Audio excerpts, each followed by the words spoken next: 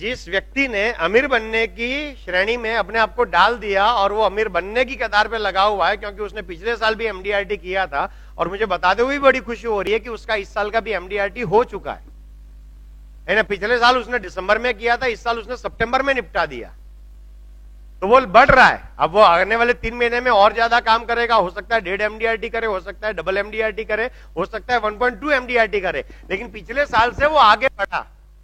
तो अपन सारे लोग यहां पर साथ में ही है, तो मैं उसको रिकॉग्नाइज भी करना चाहता हूं। और सबसे इंपॉर्टेंट बात क्या है मालूम है, मैंने देखा है फुल टाइम काम करने वाले जो एजेंट होते हैं ना, वो नहीं कर पाते, और उसने वो करके दिखा दिया, पार्ट टाइम में करके दिखा दिया। अपनी नौकरी के साथ, अपनी वाइफ की नाम की एजेंसी के साथ में काम करते हुए उसने इस काम को करके दिखा दिया, और वो भी बिफोर 3 मंथ्स, दिसंबर से पहले।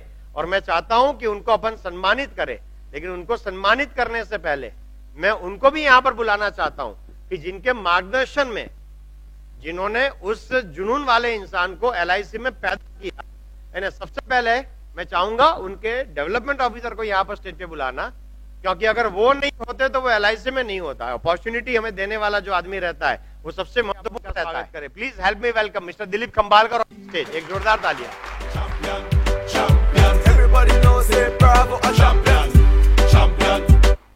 और देखिए, मतलब अब जिनको बुलाने के लिए जा रहा हूं, उन्होंने लास्ट ईयर एमडीआरटी किया था, पिछले काफी समय से मतलब वो एलआईसी बिजनेस भी कर रहे हैं, तो उसका भी रिन्यूअल होगा। लास्ट ईयर 10 लाख रुपया कमाया, वो ऐड हुआ, इस साल दोबारा 10 लाख रुपया कमा चुके हैं, आगे और कमाएंगे। मतलब मैं ये कह सकता हूं कि आज की डेट में वो महीने के 1.25 लाख रुपए से ज्यादा की अर्निंग पर एलआईसी में ऑलरेडी पहुंच चुका है। समझिएगा इस चीज को। अगले साल यदि वो 2.5 लाख रुपये महीने पर पहुंचता है तो वो अमीरी की तरफ बढ़ रहा है, ठीक है। लेकिन उसने ये किया सिर्फ एक चीज की वजह से, क्योंकि मुझे याद है पहली बार मेरी मुलाकात हुई थी उनसे पुरोहित हॉल के अंदर ट्रेनिंग में, और वहां से लेकर के अभी तक, आज तक मैंने उसको देखा है कि जो ट्रेनिंग में बताया जा रहा है ना, वो उसे 100% इंप्लीमेंट करता है। और मैं बार बार कहता हूं कि ज्ञान के धनी तो बहुत सारे हो सकते हैं, लेकिन पैसों के धनी बनने के लिए लिए हुए ज्ञान को इस्तेमाल करना पड़ता है। उसने इस्तेमाल करके दिखा दिया, फुल टाइम वालों से ज्यादा ईमानदारी से उसने पार्ट टाइम में करके दिखा दिया। और उसमें जिसका नाम की एजेंसी है, उसके वाइफ के नाम की एजेंसी, उसका भी बहुत बड़ा सपोर्ट रहा, क्योंकि शुरुआत से वो एलआईसी बिजनेस को पूरी ट्रांसपेरेंसी के साथ अपनी वाइफ से डिस्कस करते हुए कर रहा है। क्योंकि हम जब बाहर रहते हैं तो हमारे घर में भी हमको मोरल सपोर्ट किया। हमने इसलिए बुलाना चाहता हूं उस जबरदस्त कपल को, और उस महिला को भी कि जिसने बहुत सपोर्ट किया अपने हस्बैंड को, मोरल सपोर्ट बहुत दिया, और उस हस्बैंड को कि जिसने वाकई में प्रूव कर दिया कि यदि इंसान के अंदर चाहत हो और पार्ट टाइम में भी ईमानदारी से काम करे तो भी एमडीआरटी 9 महीने में कदमों के तिले कुचला जा सकता है, ऐसा जिसने जज्बा दिखाया। Please help me to welcome Leena and Hardik Patel on the stage. एक जोरदार तालियों दोनों को स्वागत करें।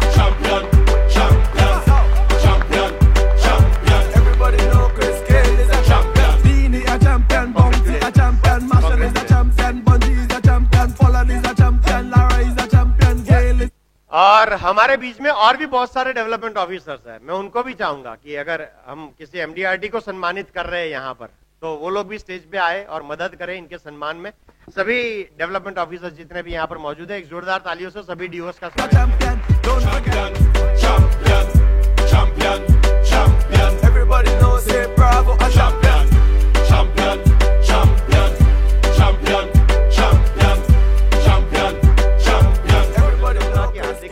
छोटा सा मोमेंटो बनाया है, वो मोमेंटो उसको दिया जाए। एक जोरदार तालियां। और सर आप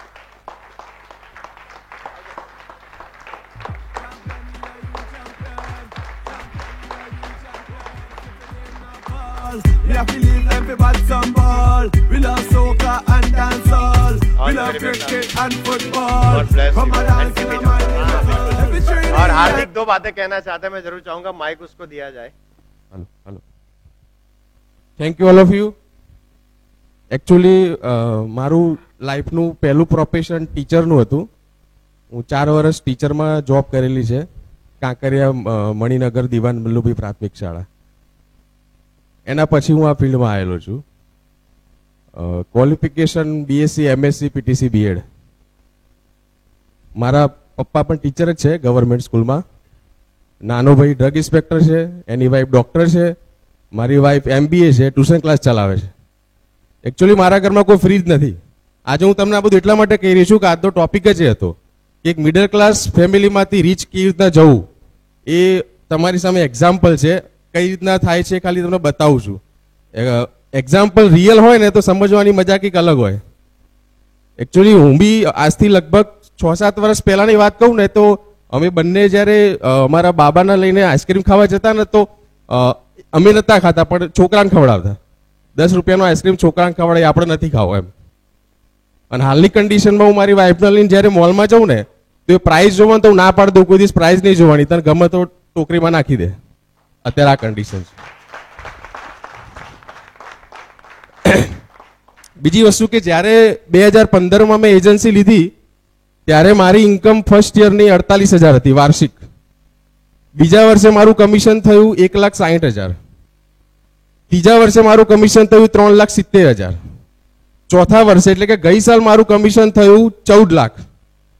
અને હવે આ વર્ષે થશે 20 લાખથી ઉપર કન્ફર્મ છે.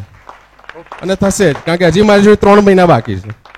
એટલે આ એક એક્ઝામ્પલ છે કે તમે પણ આ રીતે ગ્રો કરી શકો. પણ જેમ સરે એમ કીધું કે હું કોન્સ્ટન્ટલી આમાં કામ કરું છું કે કોઈ બી જગ્યાએ જઈએ આપણે તો મારું ફોકસ ઓનલી મારા કામ ઉપર જ હોય છે. અનનાઉન પર્સન જ્યારે આપણને મળે તો હંમેશા પોતાના કામની ચર્ચા એની જોડે કરવી.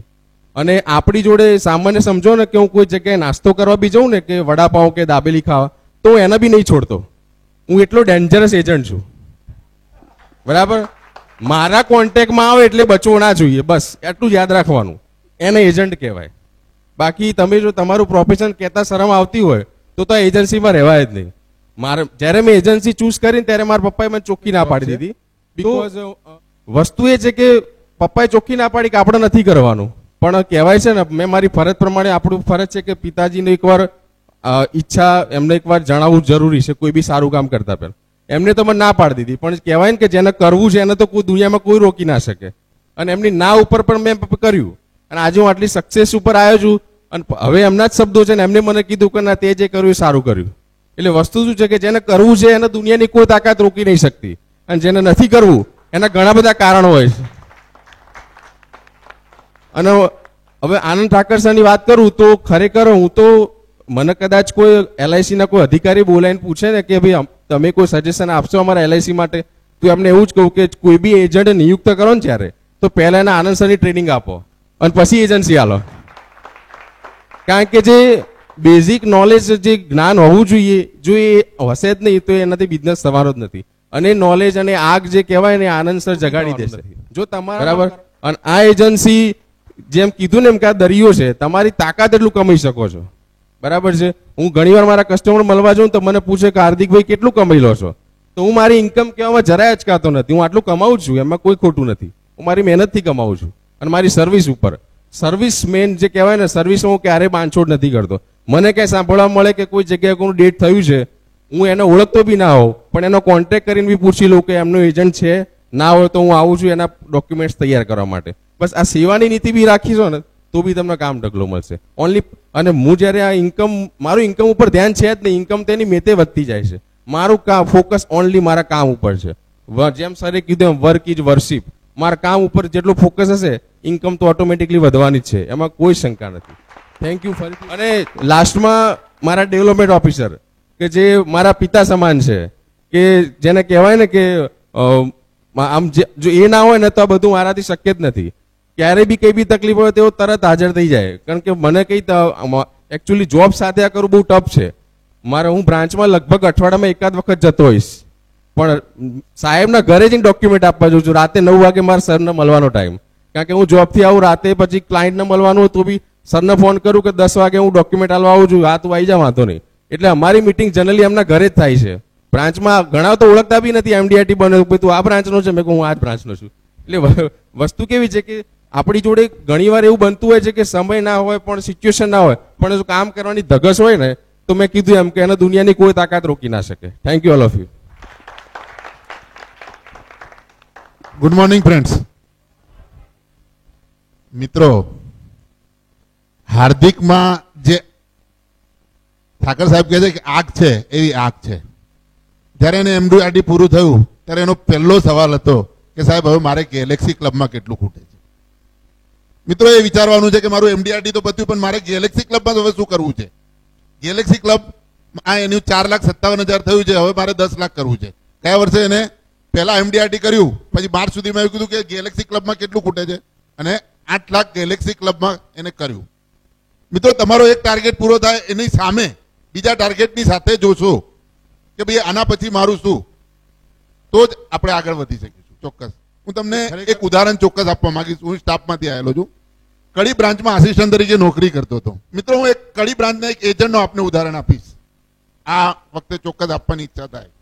રાવલ કરીને એજન્ટ હતો, જે ટેમ્પરરી પટ્ટાવાળામાં આવ્યો હતો 1990 પહેલા. જ્યારે આપણે ચેક લખતા હતા ત્યારે ચેક જોતો હતો કે આ ચેક જયારે છૂટો પાડે તો સાહેબ આ શેના ચેક છે. એટલે એક ડેવલપમેન્ટ ઓફિસરે કીધું કે ભાઈ આ લોકોને એજન્ટોને કમિશનના ચેક છે. તો સાહેબ કે એજન્ટો આટલું બધું કમાય છે.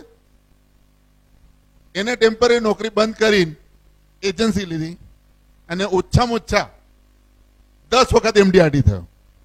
જો કડી બ્રાન્ચના જો કોઈ કોન્ટેક્ટ હોય તો પૂછી જોજો.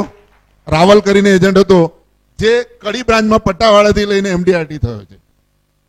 એટલે મિત્રો આ એવો વ્યવસાય કે જ્યાં કોઈ લિમિટ નથી. એટલે મિત્રો આ બધાએ જે અહીંયા બોલાવીને અમારું સ્વાગત કર્યું એ બદલ આનંદ સરનો, એમની ટીમનો, તેમજ આ બધાનો અને મારા મિત્રોનો ખૂબ ખૂબ આભાર. Thank you friends.